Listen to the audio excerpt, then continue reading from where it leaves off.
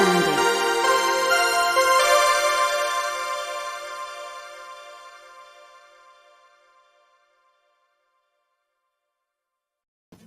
What's going on, everyone? Thank you for tuning in. It is Friday again. We just finished up the Rolling Thunder podcast. And you know what? Last Rolling Thunder podcast until Slamology. So it's going to be fun. But I got a pretty cool special guest with me tonight. And we're going to talk about power ratings. Accurate power ratings, not so accurate power ratings, underrated. We're going to talk about it all. Amplifier speakers. And maybe a little bit of Team SP Loud stuff. Since we did make the news today, that was pretty cool. But thank you guys for tuning in. I appreciate all you guys. Of course, William's here. Hey, living loud with Andy late Friday night. Team SP Loud for the win, man. Thank you so much, man. You guys are awesome. And we're going to bring on our special guest, Mr. Robert Hi-Fi Vega. What is up, buddy? Yo, what's going on? Not too much, man. You know, you look familiar. You look like that living loud with Andy guy with the green shirt. Look at that. There you go. Yeah, the Crimpton shirt. I love it, man. Twinning. Thanks for coming on with me tonight. And no other better person to talk about this with, since, you know, me and you, we do relatively close to the same type of, you know, amp dynos and just speaker tests. And, you know, we like that kind of stuff and ratings. And I feel like ratings are kind of important, since, you know, some are right on the point of it and some have extra gravy. And I know you like extra gravy. Tell me about it. What do you think? I do. I like, but I don't like too much gravy, because you can get crazy if you get a down for sound amp. What's the JP63 Derek just tested? Yeah, it did 1.21 gigawatts on that one. You ain't lying. It did like 12,000 watts. Yeah, dynamically, which if a rookie's not going to buy that amp, I suspect. No. That's a 6,300 watt amp. But if they did, and they paired them up with a 6,000 watt subwoofer, you're probably going to have some trouble, because that amp is actually just beefy as hell, and it's gonna right. Yeah. And if you don't know what you're doing, I feel like you're going to run into mechanical limit before you would ever run into thermal limit. Yeah. And just, excuse me, sorry. But It's just, you know, it's like, where is that line? Because you're never going to clip it, which is cool. But then if your electrical ain't right, then you could still clip it, and you're still in the same predicament you normally are. But yeah, with the rating of those, I mean, that was a lot of gravy on those on the right. And a lot of people want that. You know, a lot of people want that. And there's like groups of people that really want that, and there's groups of people that get mad if an amp, well, that's just a 10K and a 6K board. Well, it's like, it doesn't matter. What's the price of it? You know, is it comparable to something that does that much power? Is it not? I mean, that's what really matters. Right. And I feel like the JP amps are right in the middle, since, you know, they're not as cheap as the Terror amps, but they're not as expensive as some other brands that are just, you know, you're paying a lot more, but it's still kind of up. It's still kind of up there. But I mean, I feel like you're going to be paying one way or another, you know, for the power that you're getting, the reliability. I mean, there's so many reasons, which ways to look at amplifiers when you're buying them. And, yeah. I mean, those amps split the middle, so they don't want to compete on the cheapest, and they want to be cheaper than the high end.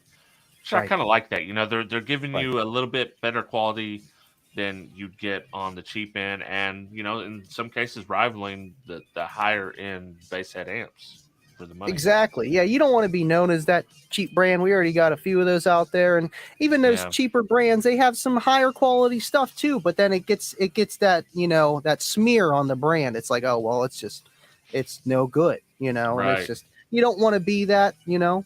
I know I was talking to them about subwoofers. I don't know if they want to do that, but I think it would be cool to have a down for sound subwoofer. Just an entry level woofer, you know, 250 RMS, 500, keep it simple.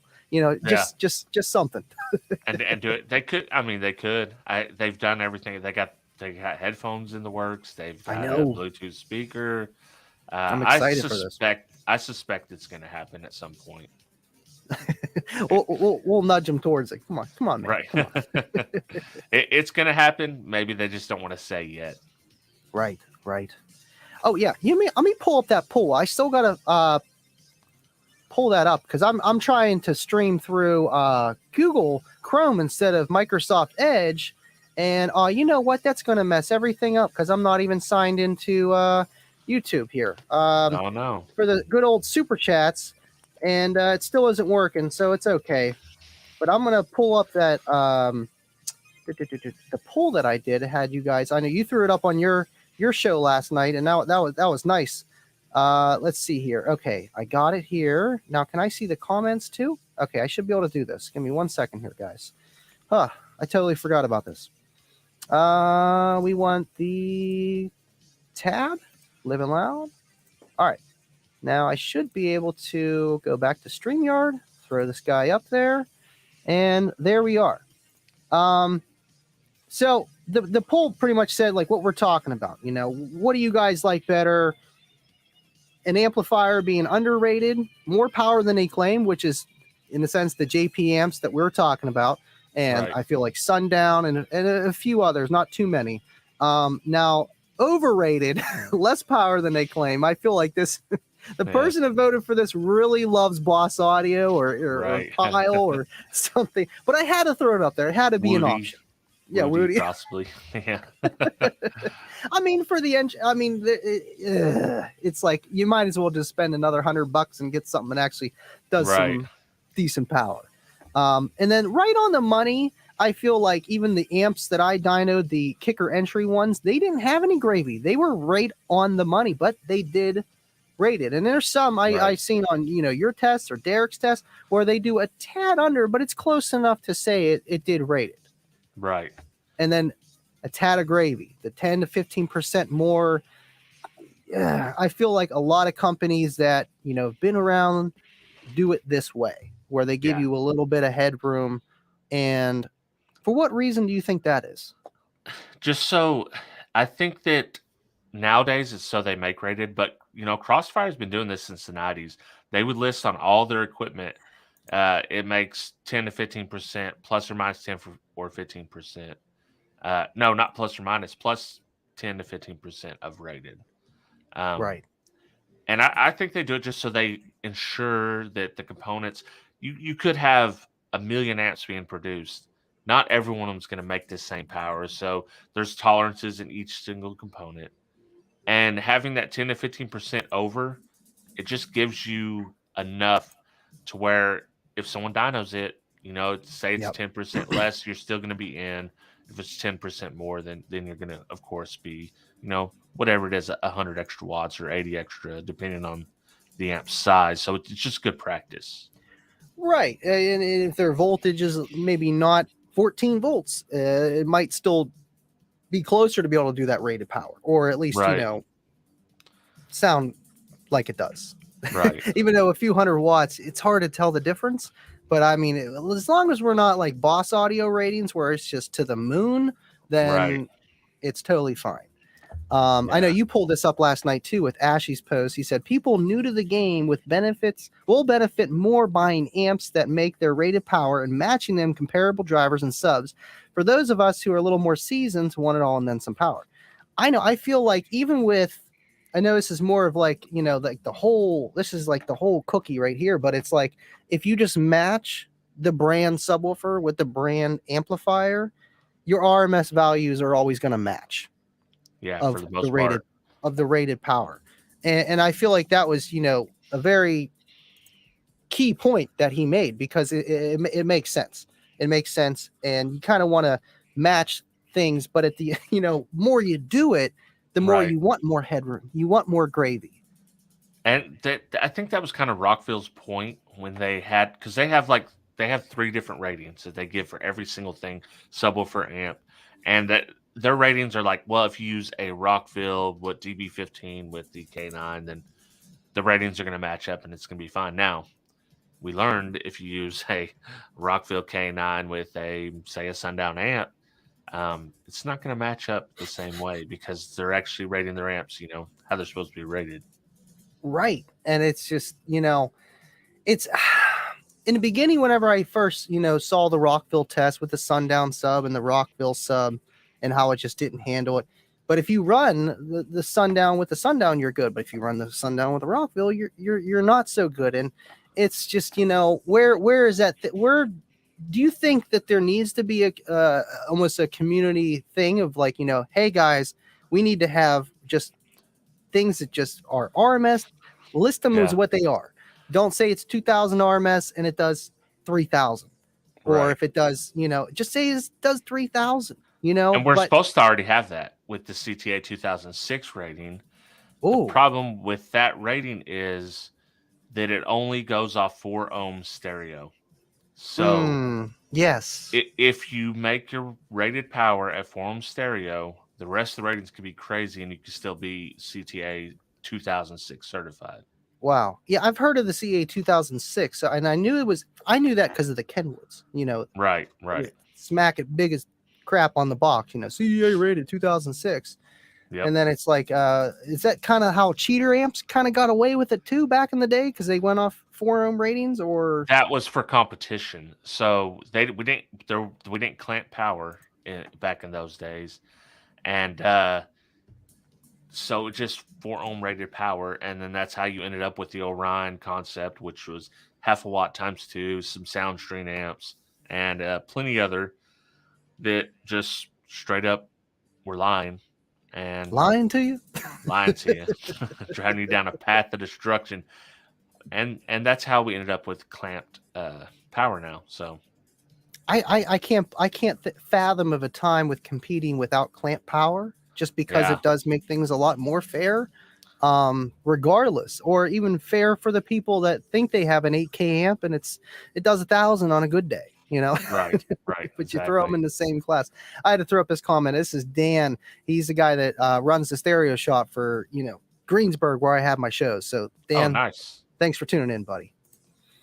Yeah, our show's Sunday, 29th, 12 to 8, Greensburg, the stereo shop. You got to check it out. At the end rollout, we'll have a video that it was actually from last year, but it's a pretty cool video. I figured I'd throw it up at the end of the show here. And I think we're going to have the news come there. I was talking to them. We were in the news article. I thought that was freaking awesome, just to be in the newspaper or whatever, digital newspaper. Because either way, it was freaking awesome. And I believe so that they're going to come out and take some pictures, videos, and talk to some of the competitors and, just see what we do, which is just awesome. That's cool.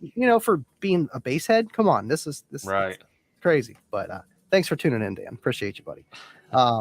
Didn't mean to sidetrack too much. Let's see. I know I'm missing all these comments, but it's okay. We're here to talk about power. Now we kind of covered amplifiers in a way. Right. Now, subwoofers. Now, do you feel it's like the same, or would you rather have them be able to take a little bit more, or is there more to it than that? Yeah, I kind of feel the same way. I feel this across the board. If you can do plus or minus 10% of whatever it's rated, whether it be a subwoofer or an amp, I'm fine with it. So if you have a 100 watt amp and it makes 90 on the amp dyno, certified, uncertified, doesn't matter what it is. I'm not gonna ding you on that because there's tolerances. The same with the subwoofer. It's rated 500 watts and it could take 450 before it starts getting too hot. I'm okay with that. But when we start getting beyond that, when we start saying that was my big, like the K9 subwoofer, I actually really like that subwoofer. It's a really strong, efficient subwoofer that sounds good. But they rate it 1,500 watts, which is literally double what you should be giving that at max. It's like a 750 watt sub. So it doesn't make sense why they would put big numbers on there other than marketing, and it's because I know they have like 4 RMS ratings on their stuff, don't they? It's something crazy. Yeah. Yeah, it's 3. It's like they give you 3 ratings for everything. Wow. I mean, I get it, because there are different ways to classify power, just like how people, the famous Parker and Rockville test, is that the true RMS rating, or is that an entirely different rating? Does there need to be a rating of that in future woofers, do you think? Well, here's the problem. Companies want to keep all that secret. Nobody wants to put their testing methods out there and show them consistently, like, hey, this is how we do it. Show video of it. Everything's a secret, and when someone exposes it, here's what, like with Parker, the company's not coming out and saying, hey, this is how we test it, whatever, that I've seen anyways. It's just the people that love that brand come out and they do all the bashing, so the company doesn't have to step forward and actually defend the position or say, hey, we think maybe this is why this happened. Right. Which, I kind of wish brands would say, like, hey, this is how we do it. This is how we test it. Kicker doesn't even use a pure sine wave. They use a pink noise from from 20 to 80 hertz. So, yep. And I use a sine, like when I've done my test, I use a sine wave, and I said we're not testing the subwoofer, we're testing the coil. So you're testing how much heat can it take, because you're not getting the flow, you're not getting the ventilation, just testing how much heat that coil can take. And that's an excellent point. I know you talked about it, and I kind of brought it up towards the end of the Unmasked After Show because I was kind of going on a rant about it. And it's like you are testing for heat, and like how Kicker does it, it's 20 to 80 hertz pink noise. It's not a sine wave. It's all over the place. And I believe, if I'm not mistaken, because I know they have a heat gun on it, and they try to run it to thermal and see where it can stay at thermal, and that's how they figure out the RMS. That's on a Klippel. Right. That's no box. That's free air. Yeah, that's free air. Mm-hmm. So when people are saying the RMS test that he did, or any RMS test, it depends on the enclosure, I feel like that's not so true as people think. Not that it's false. Yeah, it's... So it plays a part. The box was too big. It loosened the suspension up. I mean, it plays a much smaller part than people are making a deal of it about. But that's the one thing that they can point out, Right. I would say I could, like in the video, I could clearly hear it, the coil jumping the gap. Like it was over skirting. And didn't sound healthy. Yeah. So you knew, like, this thing is reaching past its limits. That part's from the enclosure. The enclosure's too big. Mechanical. Yeah, you're just whatever. Right. Now, the sine wave test, I don't know. I haven't actually tested in that method before, so I'd have to see. Because when I done it, like all the subs I tested, I got a box that fit within their specs, because they give you a range. Every manufacturer gives you a range. So every subwoofer either was on the bottom end or the top end for the enclosure that I used. And that was just kind of I wanted to make sure I was in that pocket, just so in the range. Yeah. Right. And I know he used to use prefab boxes, and then he went for the down for sound, or I think it's a down for sound enclosure. But it's like a profab, prefab, but for any type of 12, most likely. And I know that DC takes a smaller enclosure, which a lot of those kind of drivers do. They don't have a very loose suspension. They don't need a large enclosure. So I get it. I feel that, yes, the enclosure was too big and it didn't sound healthy at 50 hertz. That subwoofer's FS is not around 50. It's meant to play some lows. So maybe that had something to do with it too, because a higher frequency, if it's not around the FS, it's going to have a harder time moving, because that's just not where it wants to play. So you're moving less, and you're actually not cooling as fast. And I kind of thought about it. It's like a rabbit hole, but it's like, if you would do that sine wave test, even if you did it, you would almost have to have that woofer reaching mechanical limit without going past mechanical limit to get the most amount of cooling properties, because that's how any woofer cools down, is by moving, and at that frequency that it's playing at, and to get that power. I feel like that's almost near impossible. You know? Well, I mean, he's done it to every sub. He does the same test to all the subs. That's the part people forget. David Kozlik. Thank you, Dave. Appreciate you, buddy. But he does that to every subwoofer that he puts in there. And this one happened to be a problem. So in my eyes, it's just like, hey, this one wasn't as stout. It couldn't take the abuse. Like any bass head is going to abuse that subwoofer like that. Right. Maybe not 3,000 watts, but still they're going to be playing sine waves, because I know rebass, that's pretty much what it is. Well, I mean, that's $1,000 subwoofer. I know. There's no excuse. There is no excuse. Like, I don't got no problems with DC audio, but there's no excuse for that to fail like that. I mean, I don't think, because it's what size coil, 3 or 3.5 on that. I think it's a 3.5. I'm not too sure on it. I know it's not no 4-inch coil. If it was a 4-inch coil, it should handle that 3,000 RMS sine wave, but I don't think it is. But either way, I feel like if the company, I have a pop-up. What the heck? Sorry. If the company rates their woofers correctly, then it's not with the sine wave. It's just not, and it's not going to handle it. I feel like Sundown, when they saw that Rockville video, they're like, we planned ahead on this one. Yeah, try our woofer real fast. Or actually, you know what? No, Rockville threw theirs in. Right. And then that's why they got, because they're like, oh, blah, blah, blah. And it was because they were clipping it. But either way, that's a brutal test. And it's like, yeah, people are going to be doing it. But as with anything with audio, you have to, it's a learning curve of learning to figure out which works with what and how to play your woofer with the amplifier and to know its limits. And that's just, that's the hardest thing to figure out. You know, I got 1800 watt amp, CX 1800 on the Comp C dual enclosure 10s. Yeah, I could give it even more power and I'm still in that mechanical range, but it's not going to last long like that. It's just too much power, too much heat. And then who knows if I'm clipping. If I'm clipping, it's going to break down even quicker. Right. And it's just, you know, you got to find that safe zone and quit expecting so much from your system. You know, if it sounds really good, it's probably too loud. Turn it down just a smidge. I feel like that's the best advice you can give anybody. If it sounds really good, it's probably too loud. Well, yeah, sounds good relative, I guess. Yeah, that too. They might, you know, they want 10% THD clipping. Oh, it sounds great, man. I have a good friend, Nate Gosser. He's like that, man. Just full gain, full bass, you know, it doesn't matter. It's bass. It sounds good to him. Right. Hey, we all been there at least some point, but it's like, you know, I've always kind of noticed it's like, man, it doesn't sound too good. I know you're probably the same, man. It's like, no, we got to back that down just a hair. Right. Everyone's got a little bass head in them. You can't help it. Right. No. Exactly, man. Those are the fun days. Got a super chat from Bubba. Consider supporting your favorite content creators by becoming a Patreon member. Thank you, Bubba, for your super chat and tuning in. And I know Vega's got a Patreon too. What's your Patreon link there, Vega? Patreon.com/hi5vega, which Baba is already a member of. Oh, boom. And Mr. Thomas Marshall joined just this week. So awesome. Ashy. Yeah. That is awesome, man.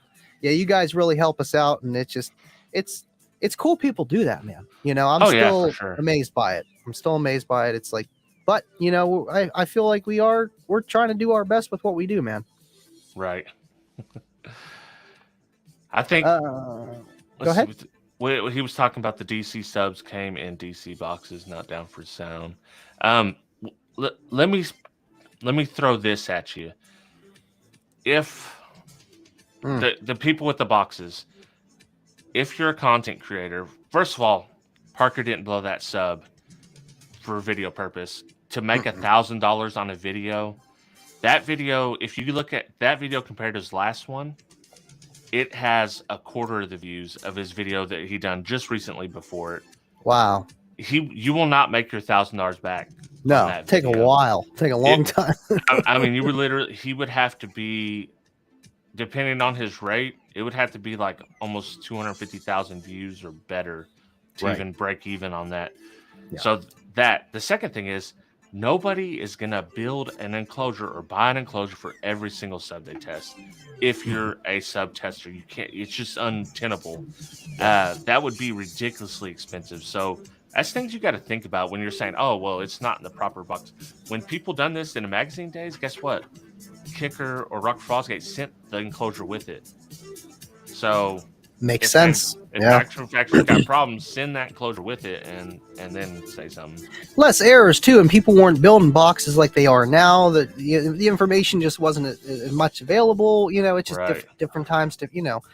I don't know. Like that's the thing, and it's like if you wanted to do a Parker test correct every time, then you're building a custom spec box. But is that custom spec box what you want or what somebody else wants that thinks is the best enclosure for that woofer and the vehicle? There's a vehicle really can make or break any enclosure, man. You can make it too big or it's just too small and it's still not going to load properly or whatever. Yeah. And recommended specs are usually crap. Yep. Like it doesn't matter. I've played with every Sundown subwoofer from the LCS to the SA. Nothing above that, because nothing above that really interests me. Yeah, real big stuff. Yeah, so all of those, every single box spec that's recommended on their website, I did not build to that. I modeled them, and I don't think the recommended specs are all that great on any of those. Wow. I believe it because I know they're kind of vague, at least a little bit, on the Sundown box specs. You know, it'll be like, put it in this box with this much air or this much port. I haven't really looked in the manual per se. I never bought a Sundown brand new, so I don't know if they have like ranges. They don't have ranges, do they? No, it's just the ones that I've seen are just recommended, and like the 6.5, they give you a point. They want 0.3 tuned at 35 hertz. Well, in my testing, 0.5 tuned at they want 0.3 tuned at 37 hertz, 0.5 at 35 hertz, much better. Wow. I mean, sometimes building a box a little bit too big is better than building it too small, you know, and depending, you know, right. Not every situation. And it all depends, man. It all depends. Yeah. I was going to say something else and I totally forgot. We got some super chats I got to throw up here, and we got a comment from Will, or no, not that was one earlier. Shoot, hold on. I'm getting all lost here. Right here. Yeah, this is the one. He was saying, shout out for us. You guys are rock stars. Thank you for all you do. Thank you, Will, for, you know, just being our Patreons and always tuning in and being there for the community, man. I got a super chat from El Fuego. Can you reposition Cookie Monster so it doesn't look like he crunched his cookies on the side? I can't. I know, man, there's not much space in that car left to move anything any which way, unfortunately. Man, that's funny you bring up the cookies, though. I was thinking for Slamology, I should, because I'm obviously going to bring Cookie Monster up there. I'm thinking to bring like a box of cookies, you know, so you can get a demo, grab a cookie. You know?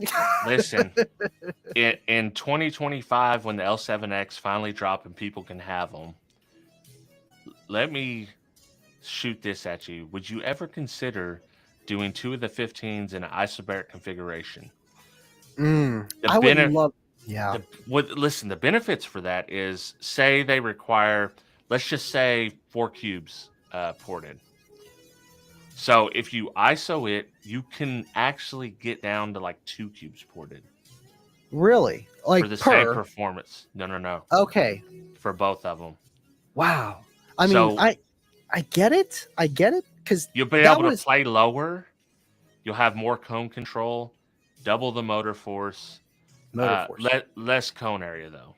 But it's like 1.5 sub. It's not like having 2 of them. It's like 1.5.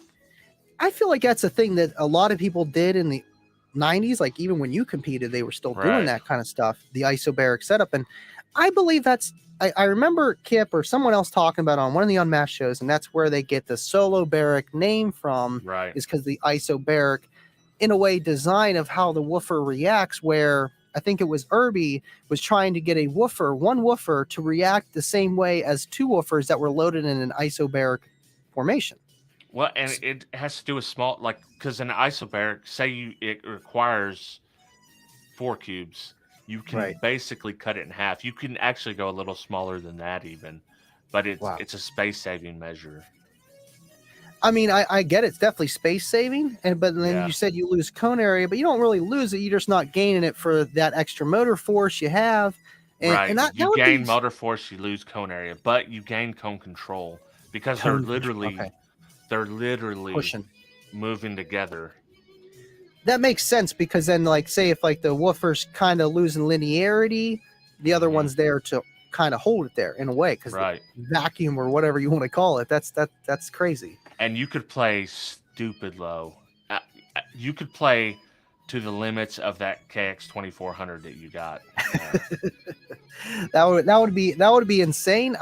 It's like I already got the idea of doing 210s in Kayla's car, and I've been trying to have another car to not just take over hers and just put bass in it, but another car other than Cookie Monster.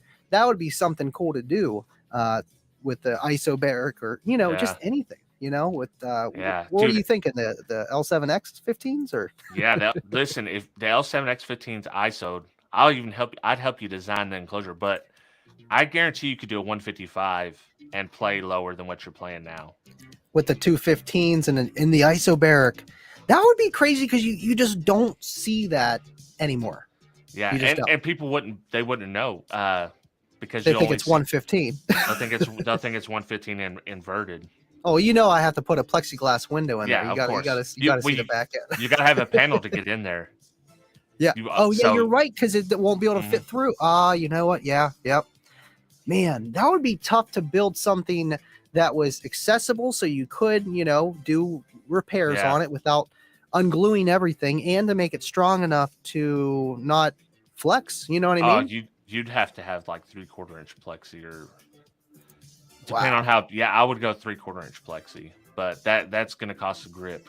Oh, 3/4 inch plexi. Oh, that's what I got right now for my little 12 by 12 window, and I was worried because it's like you need a lot more compared to wood. It's just and how do you brace plexi? You really can't. No, you can't. No, it just is what it is. Right. Yeah. I can't even. Let me see if there was any more comments from that the post up here. I wish I could zoom in. I need to learn more about this computer here. Can I zoom in like this? No. Did you try to iPhone it? Yes, I did. I have a touch screen. I do have a touch screen. Yeah. So I'm not that forget my password for my email. Books, so let's see. There was a comment from Jam 210. He likes it with just a tad over, kind of makes it easy knowing what you're getting. And I feel like that's pretty much what we're getting on. Especially if you don't have a dyno or no mat to figure it out. And I feel like a lot of the brands that do the ratings that are way over, Down for Sound, Sundown, stuff like that, are like a lot of gravy. They're not so much the people that have no clue about car audio.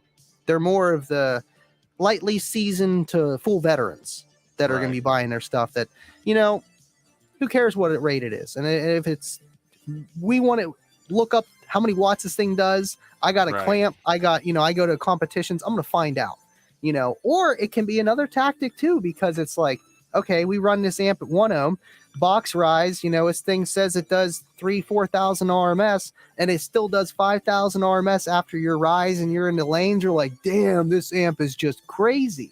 Right. And so there's always that, or it's just doing more than you would think it would. Yeah. And it's just so, yeah. I mean, I would rather just have a little bit. That it is cool. I mean, I don't hate on the ones doing big power. Matter of fact, when you're dynoing an amp, I think it's cool just to see the numbers rise up like that. Yeah. But I will give a shout out to Scar, who always exceeds ratings, always, every single amp. And that's crazy because they're on the cheaper end. They really are. Yeah. Even their highest tier is cheaper. If you want to compare it to a Sundown or any other brand that, has that RMS or whatever, and that excursion, we'll just say blatantly, and it's just cheaper. It is the cheaper option. And for the amps, for them to all do rated is crazy, but then there's the thing. And there was a comment earlier, someone was talking about efficiency. Yeah, definitely. Efficiency. That's, and it's just so crazy because, you can't see them here, but these are 3 Kicker Q class amps stacked up over here. Ooh. These things are horribly inefficient. Really? But I think they were designed that way. They're like 60-ish% under load. It's not terrible, but it's not great. I mean, it's a Class D amp, though. Really? Yeah, they're Class D amps. So to me, like 70 is kind of the baseline for Class D, in my opinion. They're not a lot of power, so it's not a huge deal. And I think they've done it to make sure you're always getting the power, like a constant power type thing. But the KX now, the one that you have, is 80 to 85% efficient, which is pretty good under heavy load. Derek just tested an old Infinity from 1987.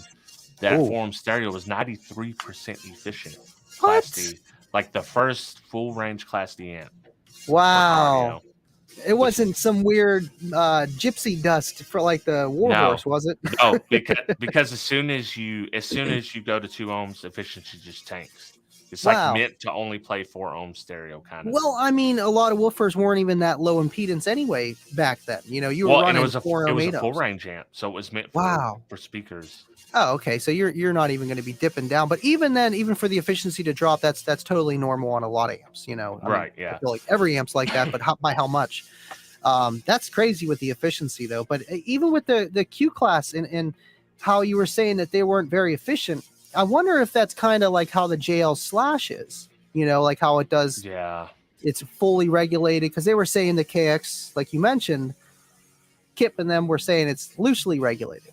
Right. I feel like it does pull that current when your voltage is low, and it'll still give you your 1.21 gigawatts you're asking it, you know. Yeah, that's some of them are tightly regulated, some of them are just kind of super loose. The one thing, like, efficiency costs money.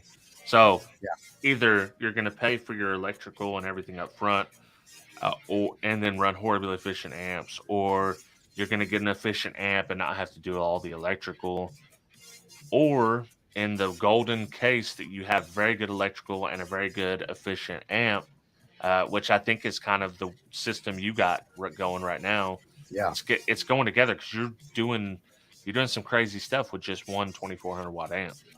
Thanks, man. Yeah, it's just, you know, I was tired of the voltage dropping, and it's like, even with all the upgraded power supplies from your Big 3 kit, the JYHP 40, the high output 320 amp Ohio Gen alternator, and I'm still clamping around the same power. But I'm not putting as much strain on the amplifier. I'm not putting as much strain on my electrical, like just the alternator in general. Even though it was stock and AGMs, I'm putting less strain on everything because it's working together better, and it's efficient. And it's like, I know I was talking to Scott about that battery, and it's like, I could use it. I could definitely use it. You know, we can never have too much power, too many batteries laying around. We always find a use for them. But in my car, it's like, I don't even need to rev the engine, and I got enough. I can.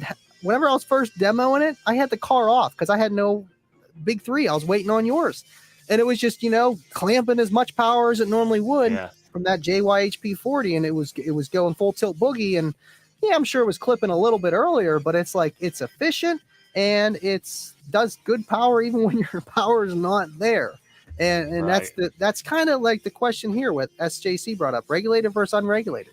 And that's why I love that KX, because it's semi-regulated. Yeah. It's not a Slash JL by any means, but I feel like it is a 3,500 watt amp. They did lie. They gave it extra gravy. Right. They gave it extra gravy. and you got to. That is the case of the regulation working against you and for you. So when you don't have everything, it's working for you. You're probably getting a lot less efficiency. Yeah. When you do have everything running smooth, you're getting better efficiency, but you're not gaining that extra power that you would have otherwise. Right, because another amp needs that extra power to give you that more power. Right. So, but either way, man, it's I sleep better at night now, you know? Yeah. Yeah, and, you know, who knows? Maybe, you know, soon they'll have something a little more powerful for you. Right. That would be nice. We got those subs coming eventually. I think November, December, Christmas time. Hopefully the L7X will drop, and they need to quit talking about them. Quit. Like, I know. I kind of felt bad putting that video out, but I was like, man, I got to tell people because I don't want to hide from anyone, you know, because it's not your job. Yeah, right. You know, I feel like it is half the time, but yeah. Hey, you know, like how I feel. Like, I'm here for the people. I'm really not here for any company. So, like, that's on them. It's not their fault. Like, things happen, but at the end of the day, you know, it's still on them. I mean, you can't ignore it now. You can't put the toothpaste back in the tube. No, you can't. People are gonna. You got to dread every show. You know, Ernie and them are like, oh, here we go. Here comes the L7X questions. And it's not like they have personal control over getting those subs out, you know, so it's, But I still like to bust their chops. That's what's crazy, because it's like I knew about it for even longer, so it doesn't really affect me too much. And I'm being how I am, I'm pretty patient, unless it's something shipping and I have a shipping. I ordered that 3 minutes ago. Where's my tracking? Then I'm not patient whatsoever. But still, it's a shame that it's not here, but it makes sense. And I just know how Steve does it. You know, he wants everything. He wants all his ducks in a line. Oh yeah. You know, yeah. Brad made a post about it, you know, kind of, and I was like, yeah, hey, Sony brought their stuff out, but Sony's a huge company, and Yeah. think about the PlayStation 5. How many people were, you know, hustling Right. them and doing all this other stuff? They don't want to do that. They want to be able Sony to. just didn't say nothing. That's No, the secret. You can't say anything. You just gotta true. you like once you say something. No, this stuff's in your hand, and all you're Yeah, waiting for is to put it out. right. It's But they hard were not excited. saying anything though when you have a Yeah. weekly show. That's the thing. It's tough, and you Yeah. don't want to quit that show just because your product isn't coming out. That show is great for people to, you know, learn about Kicker products and just learn about Yeah. car audio and to get their name out there more to the Gen Zers and Yers and everyone else in between and people like me and you know. Right. Right. My future advice: don't say nothing about nothing. Don't say nothing about nothing. Until you got it. You know, Right, did you right. you've been watching Ozark, right? Yeah, I'm only in like episode 8, so I'm not So, too far. They just so started to cut his toe off. yeah, okay. So you haven't got to the blonde girl yet. No. Yeah, well, you'll see it, and then you'll get the I don't know blank about blank, and you'll see. You'll see. Gotcha. Not it's not safe for YouTube, but it's funny. I can't. It's a good show. My parents watched it first, and I'm like, wow, you guys watched this? This is about, you know, like not PG-13 stuff, you know. It's like, okay, Yeah. it's good, I hear, you know, and it's so far it's pretty good. But yeah, man, I'm trying to think what else can we talk about with the power rating. So we went over subwoofers and amplifiers, subwoofers, and now we just started talking about L7Xs and stuff. And that's another thing too with the power rating with the L7X and the Solo X, where people were complaining that the old Solo X had more RMS and the new one has less. But they rated things different back then. You know, I feel like, yeah, they would say to put a 2500 RMS amp on the Solo X, you know, the ZK25, and you'd be good. Now, could you do the same thing with the Solo X? Sure, you know, and you're going to see about 1,000 watts to 2,000 watts because it's rated 2,000, but not even 2,000 watts. You're never going to really see that, but it's rated at 2,000. But I hear it's actually, you know, it's obviously it's an efficient driver. It's a kicker driver. It's not just a Sundown that's just meant for SPL. Yes, Sundown makes, you know, awesome drivers that sound good to use and everything else, but it's not one of those just high excursion, you know, 5-inch voice coil, 4 inches of X Max, and that's all it can do. You know, it's a kicker driver, so it is going to be efficient and sound good on low power. We've seen it. So I feel like there's that, but is it going to be able to take that extra gravy? I think so. It will. There's no question. It'll. So I don't want to spill no beans here, but what's up? Thank you, 13. What's going on, buddy? Just a bit of support from my car audio homies. Thanks for the super chat, man. But I know when they're testing, I've seen thermal graphs and it handles much more power than the old Solo X's. So wow, good.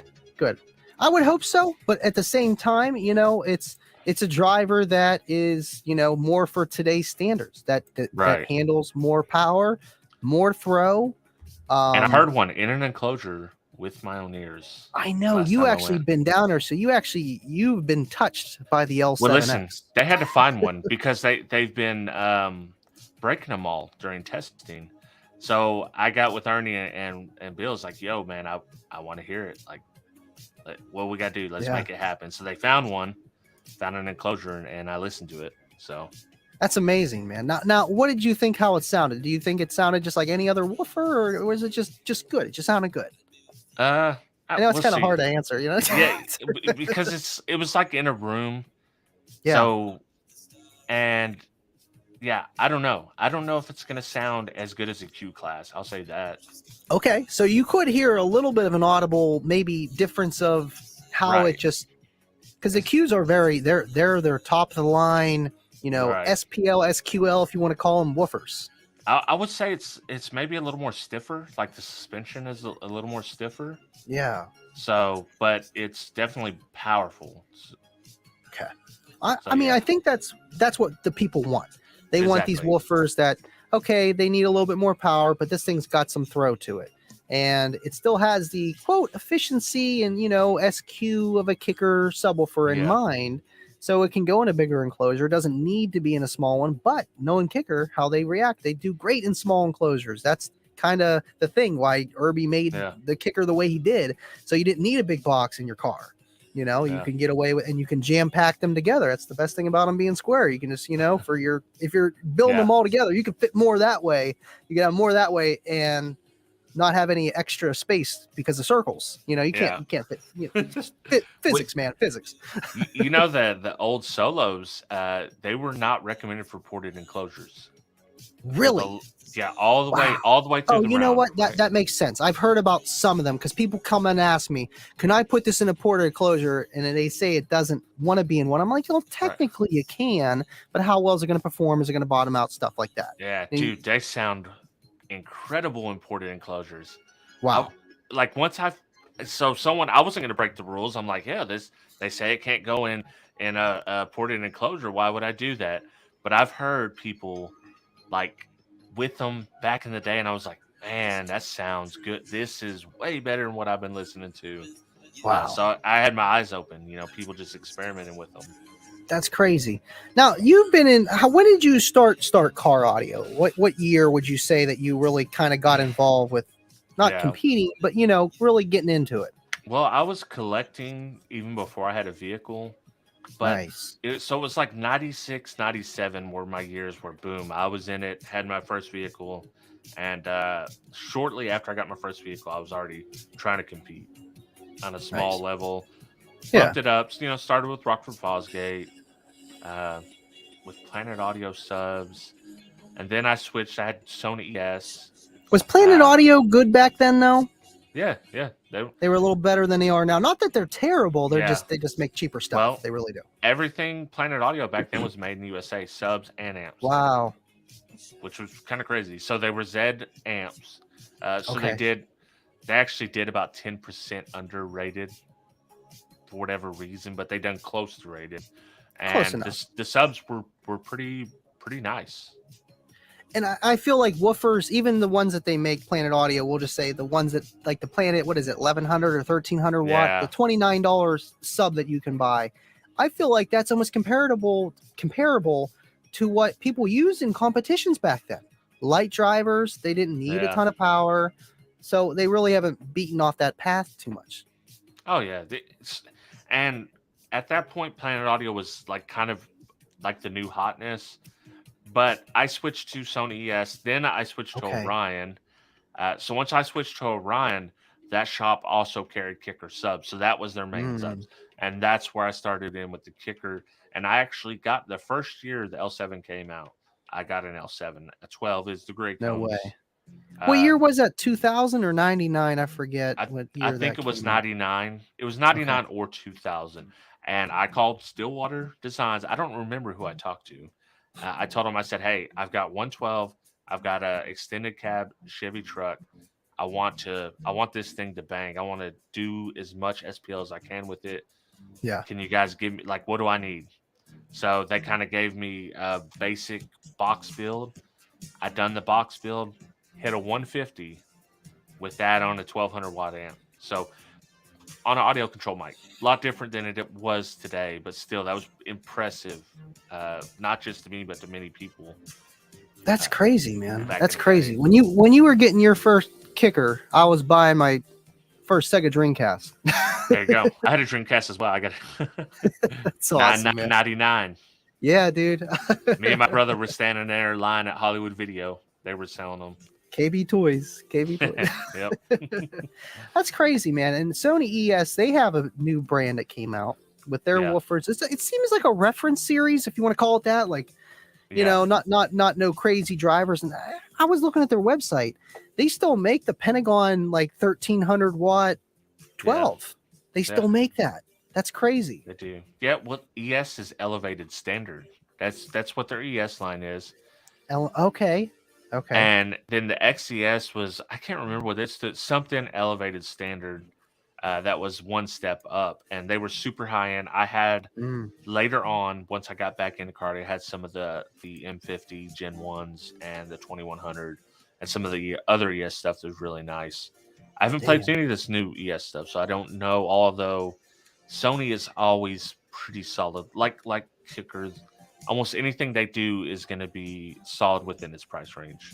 Right. I enjoyed Sony when I ran it, man. I kind of wish I never sold them, but they're still running to this day. They're just sitting in my buddy Brian's Camaro. And he needed them, and he had that entire Sony build. Like, who else better to give it to? But they sounded good, man. 212s in a sealed box. I got a show and tell. Oh, show and tell. I actually put the receipt up because I save them, but I like the kicker key so much that I went to my local Best Buy today and picked this up. $270, man. This little sneak peek what's going in the Trooper. I had some old school plans that didn't pan out, so we're gonna do this, and then we're gonna do old school on the subs and sub amp. But yeah, the kicker key, man. That's awesome. $300 after tax. Best $300 you'll spend. Are they about as easy to set up as just like the regular kicker key? Yeah, dude, no, they're way easier than that. Easier the key than lock, that. Yeah. Talk about the key lock. The key lock's kind of a nightmare. Like, it works wonderfully. Like, it's like the best LOC you can buy. Better than audio control. Better than any of them, in my opinion. But it's kind of a nightmare to set up. This is not. This is super easy to set up. Oh, what's Dan saying here? I could have gave you one of those kicker keys sitting on my garage floor from ripping it out of a Harley. I'll take it, man. Yeah, there you go. See anything kicker? Come on, Dan. You gave me that kicker 15 with that box. It's sitting right here. It's a clock. You see that? There you go. Now the key is honestly my favorite amp right now. That's out. Yeah. Now that one does RMS. Correct. I know they're PT 250, not PT 250, but their Power Sports model didn't quite do rated, but they do rated at 10% like head units. It's just a different. So this one does Quality Mobile Video done it, and it done like 55 watts. There you go. Thank you. You're gonna love this key. I'm telling you. I can't wait. I can't wait. Go ahead. What were you saying? It might replace the KX. Oh. That's how good it is. It's not as much power, but because you had the 400, I got your old 400.4. It's that much better than that. Wow, I like it better. Yeah, because I know that the 400.4 got some DSP in it. You know, it's a nice amp. That's crazy though. Bob, a challenge accepted. It's on, Mr. Koslick. Shout out to my 14.4 volt brethren. Yeah, of course we got Deviant and 25 in the chat, man. Thank you for your super chat, Bob. I love you, buddy. Yeah, but that's cool. I mean, I think it's great with the 200.4 and the 500.1. You don't have to worry about it, and with all the integration stuff you have to do today, it's better to just run one of those. You don't have to worry about losing your high pass and low pass. Even the what's the other LOC that's kind of like that? Not the Steve Meade one, the one everybody else has. What are you talking about? The audio control, L2CI or whatever it is. Yeah. And that's got a bass roll off at what, 30 hertz? I can't remember. They changed it up. The old ones, maybe. I think the new ones are pretty legit. The new ones are probably the second best LOC.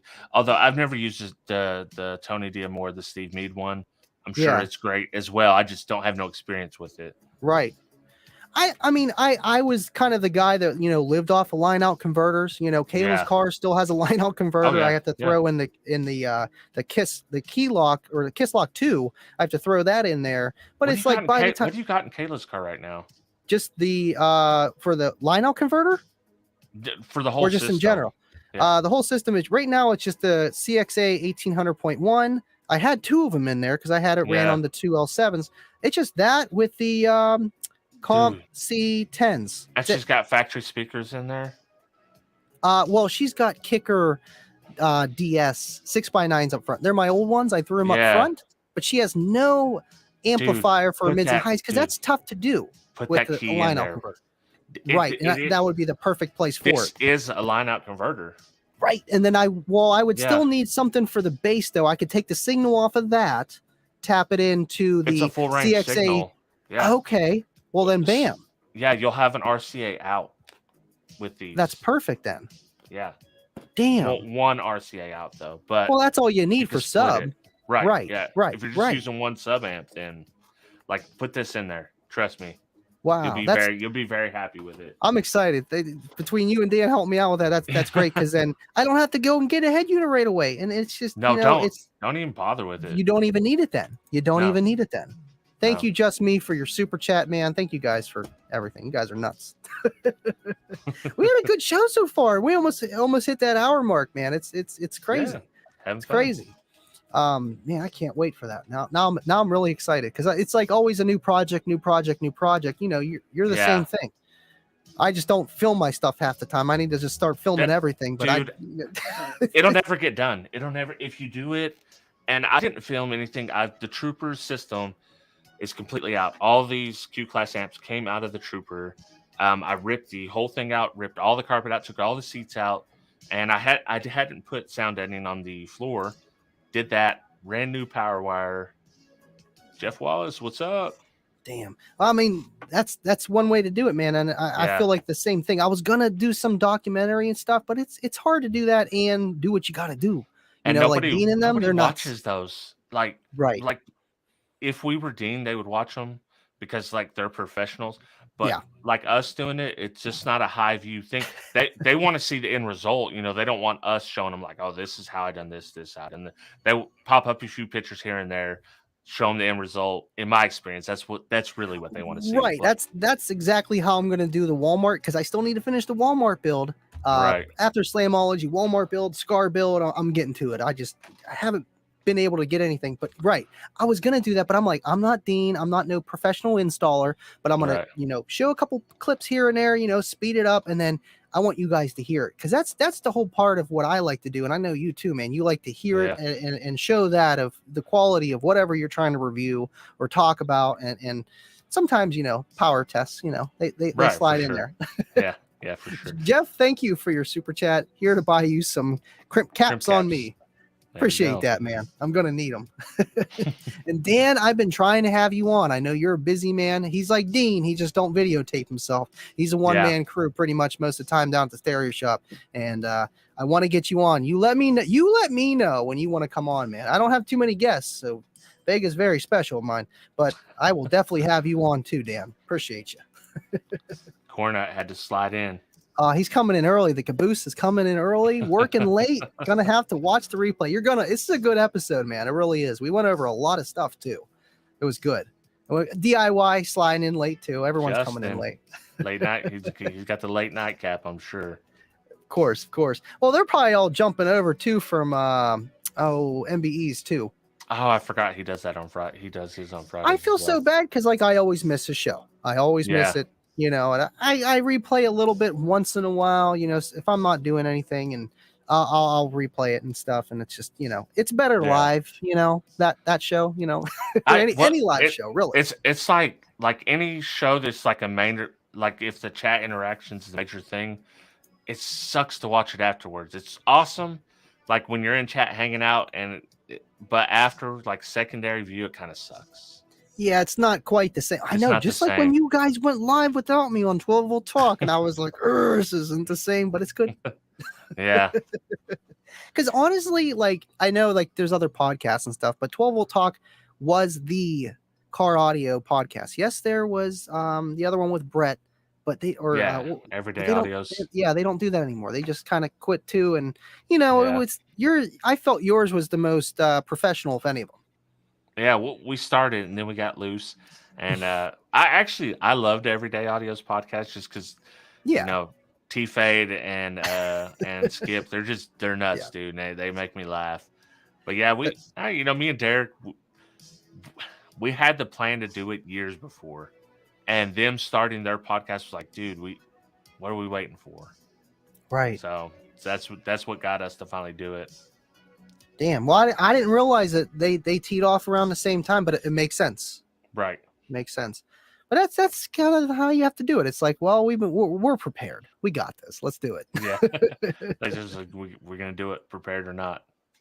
That's awesome, man. Well, you gotta let me know when you guys do your next one for sure. I need a personal notification.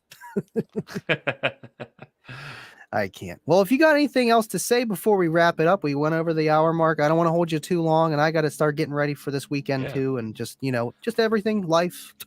Yeah, exactly. No, I just appreciate you having me on. I'm working on a torture test video. I don't know. It might be a Monday release. I don't know. It depends on where I get on doing this car and editing the video. I've got the footage shot. Need to edit it out, and maybe you know how it is. You always need one more shot once you think you're done. So that's it. That's all I got coming up. You can never have too much B-roll because you might just need to throw it right in there. Right, exactly. That's awesome, man. I love power tests, and I felt like that's perfect to go with tonight's show, man. So Sunday, Monday, we'll see that, and I can't wait, man. And again, dude, thank you for just joining me tonight.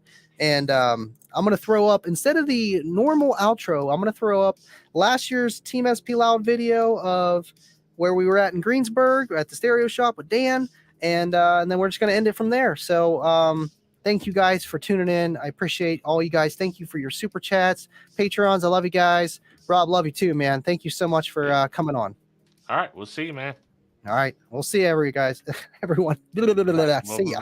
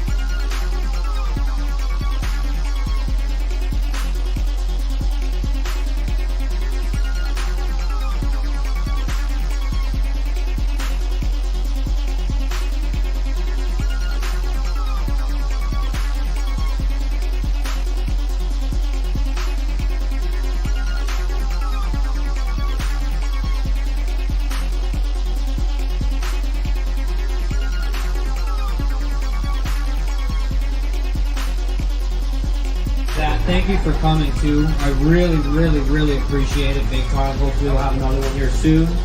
I know some of you guys traveled from quite a ways away, and that means a lot. So thank you. Thanks to Andy as well.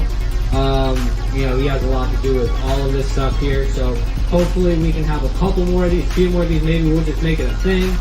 You know, we need you guys though. Without you guys, it's kind of pointless. It's me and Andy sitting here in the garage. Again, thank you. We very much appreciate it. Let's keep rolling. Thanks, guys. She cheated. She cheated, Joe.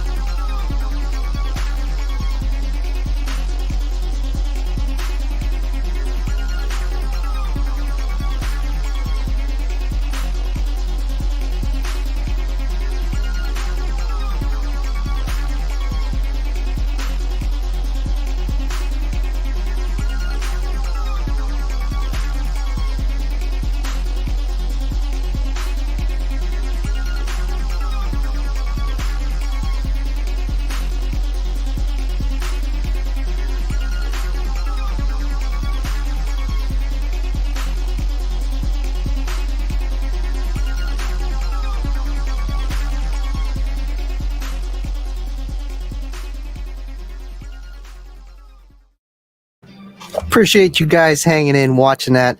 If you're local to me, check out the Team SP Loud show on Sunday, 12 to 8.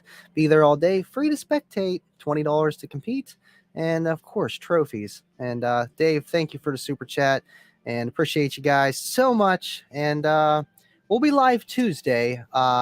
Friday, no live. Like I said on the Rolling Thunder, it's Oakley's birthday. And the next Tuesday, I should be on Kicker Unmasked. So I don't know if I'll do an after show since I'll be on the Unmasked show. We'll see. And then obviously that Friday is Slamology. So I appreciate you guys so much. And Dave and Baba, thank you guys for your super chats. You guys are amazing. RGA, Ashy, everyone, stay living loud. I'll see you guys on